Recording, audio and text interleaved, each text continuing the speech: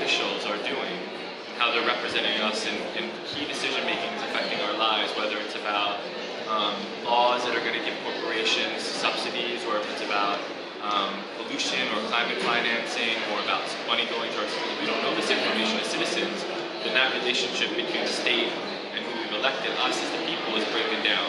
We have a right to know, since they're representing us, what they're doing behind closed doors. There shouldn't be closed doors. We should be open to understanding what they're thinking, what they're saying on our behalf, and that's affecting our lives, and we have a right to know that.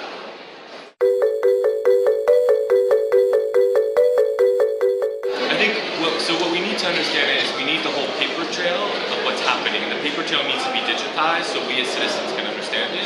It needs to be presented in a way we know we can make sense of it. It needs to be shared in a timely way, and we have to know, from our standpoint, when there's lobbyists that are meeting with different politicians, whether that's influencing them or not, because having to show that in terms of any sort of court case is very hard. It's very hard to show that a decision that's been taken has been influenced. What we can say is, if we see that there's been a series of meetings, that people have paid contributions to the campaign, so campaign financing transparency, if we see that companies are owners of, or that politicians have relationships to founding members that are owners of companies that are winning public contracts, we don't have that information in an open way, that it's comprehensive, accessible, shareable, can be brought together, aggregated. If we don't have that, then we're missing a lot of what's going in behind closed doors, and that's how we need to open this whole thing up. It's about the information, making sure the information is open, and that it makes sense to us as citizens.